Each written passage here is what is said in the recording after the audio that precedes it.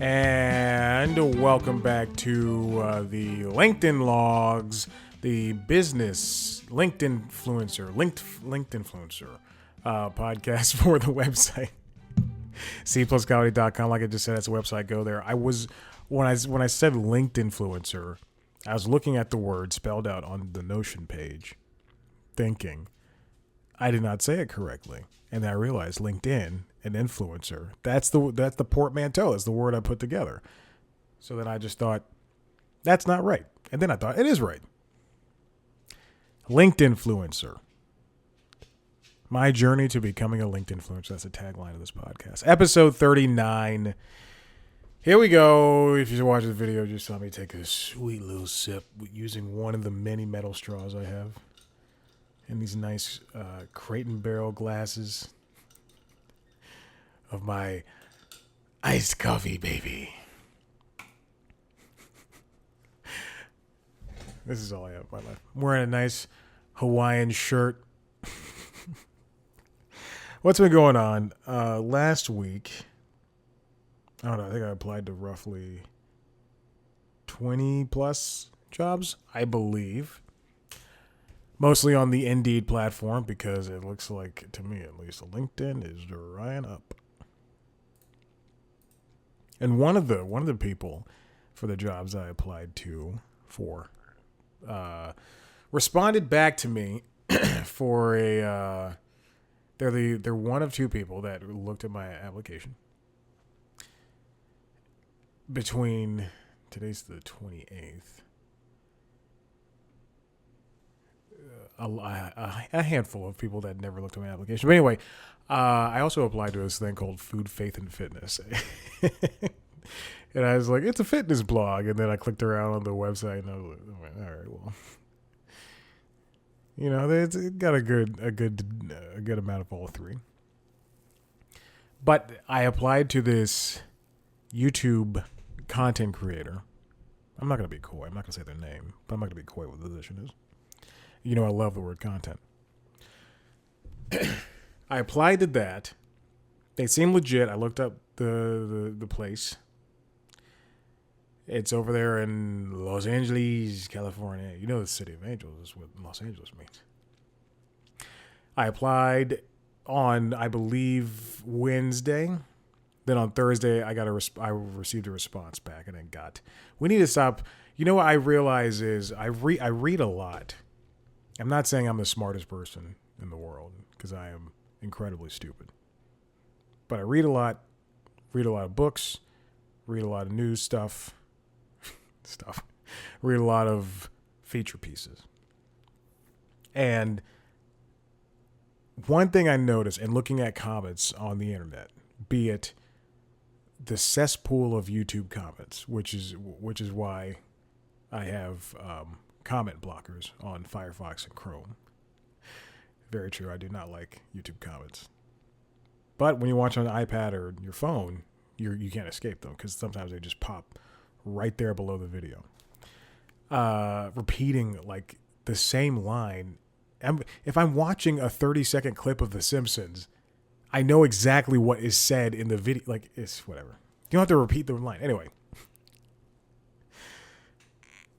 But YouTube comments, TikTok comments, Reddit comments, people increasingly write like they are Chayefsky,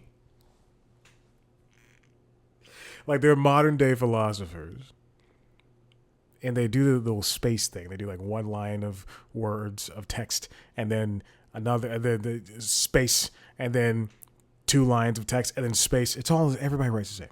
But I realized recently is that people use the word got, and it makes them seem like, oh, he got shot. You know,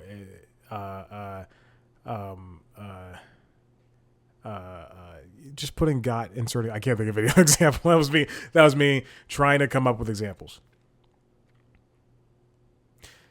And I just realized that we use it way too much. That and honestly, things along those lines.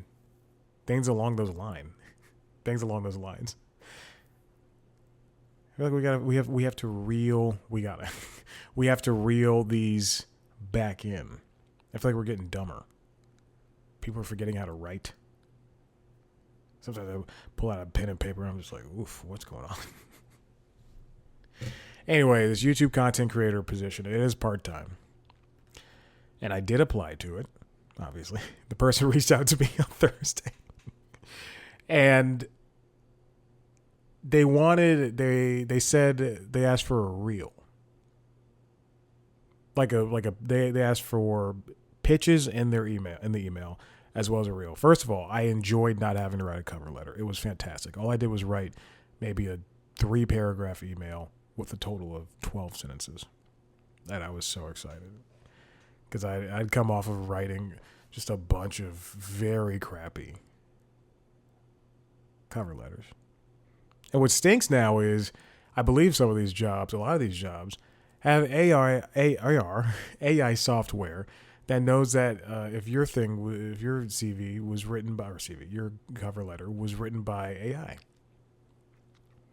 And I change mine up constantly. Like if I go to ChatGPT, which is my preferred AI provider, if I go to ChatGPT and I say, I give it the parameters, the details, my details plus the details of the job. I'm changing words, I'm fixing phrases and everything, and yet somehow it still reads it. Maybe it's because I also write like a robot. A guy who went to school for writing. I applied. They asked for a reel. I said I'd get it to you before the weekend. At the time of this release, Memorial Day was the day before. Recording and release, excuse me. Which means that on Thursday, when I received the email, and I promised something before the weekend, I didn't have to, but I went to see Mad Max Furiosa at 1 p.m. That meant that after the gym on Friday morning, and after grocery shopping, I had roughly 2 hours to do this. I did it in 40 minutes, baby. I don't even think it was that much time. I wrote the reel. I pitched them an idea. It was about TikTok being sold because the U.S. Is forcing the sale. So I made a 2-minute story about that, and then I recorded it, and that was it. I didn't have to edit or anything. I did have to. It's really funny. I sent in the, and I also noticed that on the internet we also start a lot of our sentences with so. So I also tried to avoid that. That's why you got Obama over there. God, that's why you have Obama over there pausing, pointing with his thumb. Honest, got, so. Man, we all speak the same language. I'm stupid. I'm kidding. I pitched like 3 different stories because they asked for 3 different stories, and then I did that one, the TikTok one. When I sent in the video, I thought I edited out all of my mistakes. It was just me starting over. I think I did like 4 or 5. I edited everything out with the exception of one. I sent it in. I did not know. The person responds back to me, "This is great. All right, we'll get back to you at some point next week, before the end of the week."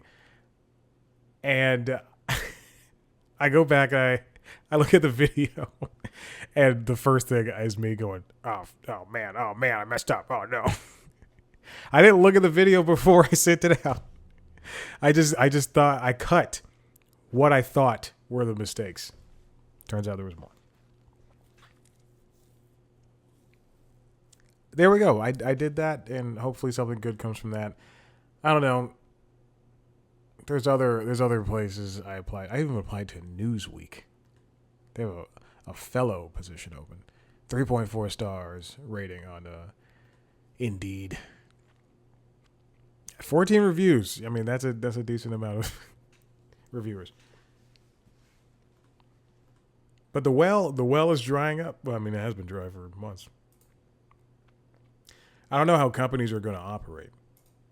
It just seems to me that, I should have gotten a much better degree at a much better school. But B, it just seems as though either you have to know somebody to land a position. You have to be extremely lucky, and people don't understand. A good portion of this is luck. And 3, you have to have be the person they're looking for. There was an article I saw this morning about a Virginia-based IT company that was that wanted to Virginia IT company that was practicing discriminatory practices of hiring. This is not a story I will link, but I will talk about it. This is from CBS News, written by Kate Gibson. Virginia tech company admonished for quote unquote whites only job posting. It was inviting only white people to apply, who are also U.S. born. Maybe I will link this story. I think it's better that I have links for things. Isn't that crazy? Arthur Grant Technologies. They had a job application for eligible candidates, quote, only U.S. born white citizens, white, and those living within 60 miles of Dallas, Texas. I believe the company had to pay a fine of like $7,000 or so, $7,500, and then 31 people complained about the job posting, and they each got $1,000 from the company. So $31,000 to compensate those who filed complaints with the Department of Labor. So they're paying $38,500. The company like denied the ad. They said it wasn't a disgruntled worker. No, come on, man. That's so stupid.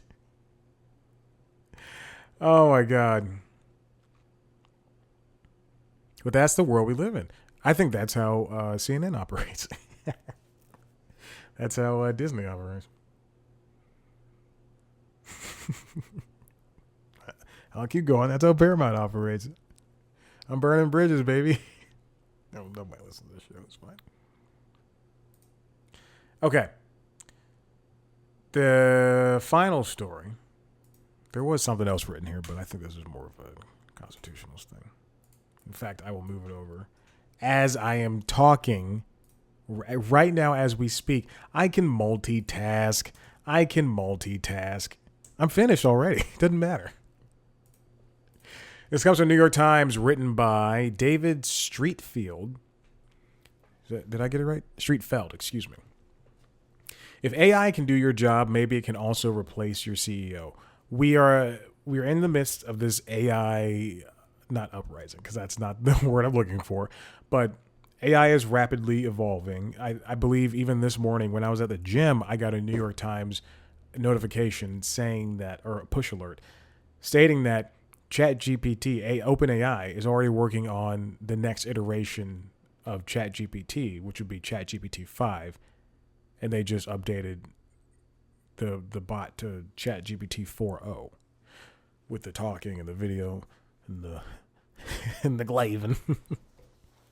I'm going right in for more Simpsons references in my thing. I watch my things in my podcast. I watch The Simpsons every single day. That's not a joke. Every single season. From season 1 to season 34, I do believe seasons 1 and 2 are boring at this point, but whatever. To each their own. I'm still one of the people that watches it every Sunday when it comes on. Did I say 32 or 34? I think it's 34 seasons. It just ended 34? Okay, anyway. And one of the big worries is that companies are letting people go or will start letting people go, so that AI platforms will take over those jobs, take over redundancies in jobs. People always talk about how AI cannot replace coders. Right now, that is true. It can't replace writers. They can't replace actors. We just saw Scarlett Johansson bring up the issue against OpenAI's new version of ChatGPT 4.0.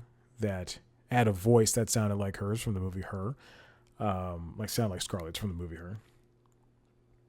People are concerned about even going to a McDonald's or a fast food place and having robots take their jobs, or AI. I know AI and robots are the same thing. But if that's the case for people who are quote unquote expendable, I'm just gonna call this quote unquote. This is what the podcast should have been called, quote unquote. But if that's the case for people who are in what the higher ups would call expendable areas of the company, wouldn't that be true of them, of your bosses and your boss's bosses?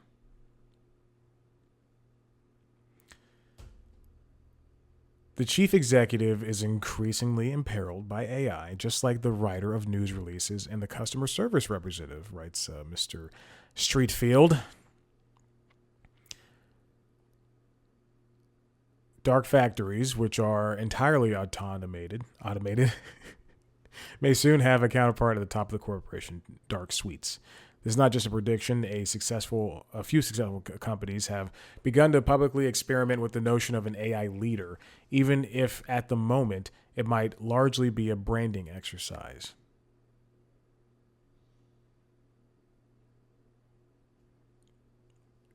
Couldn't you see in 30 years? I mean, as quickly as chatbots or AI bots are becoming commonplace, I could see it in 10.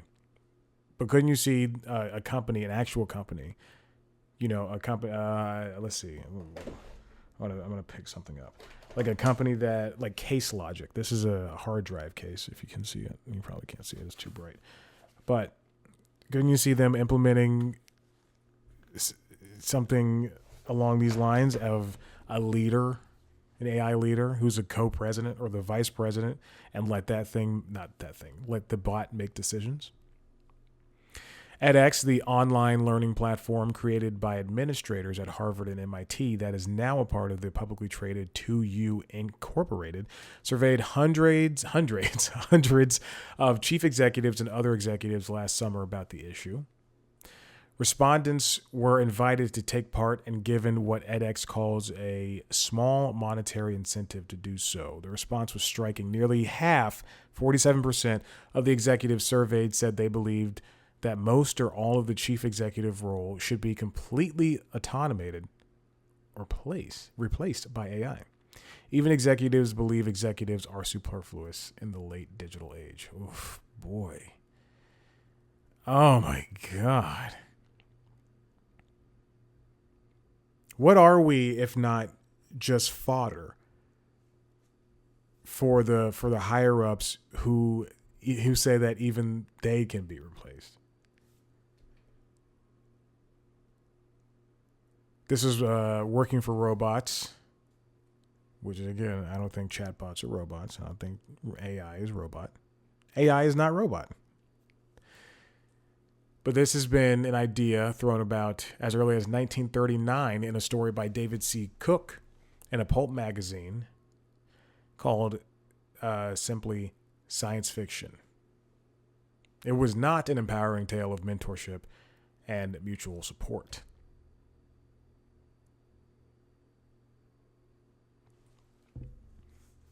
This AI, it's increasingly, we're letting these tools take over our lives, and while it was, last year, as much as I can remember, is when these started becoming rapidly more popular.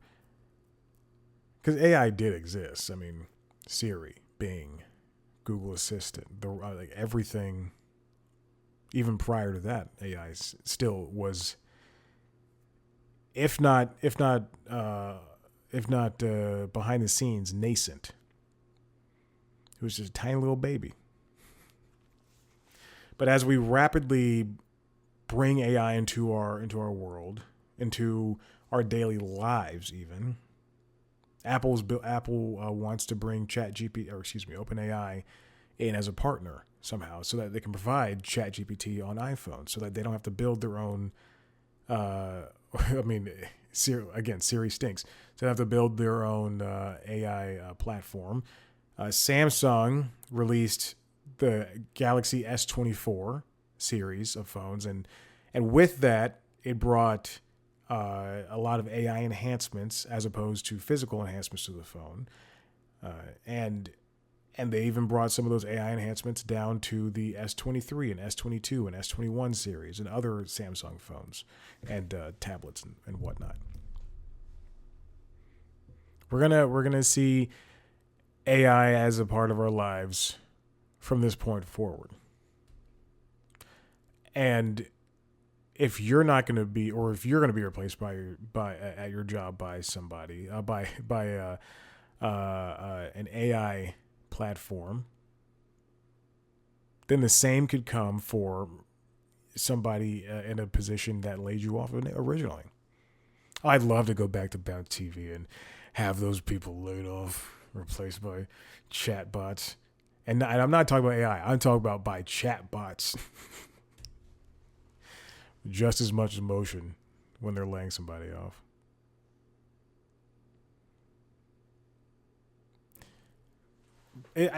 We just need to keep a tab on the type of explosions we're having with this. As we're moving along forward and we're rapidly building upon these tools, I think it's just important to make sure that we're not becoming reliant on them. We should be able, as a human race, to write with a clear, legible handwriting.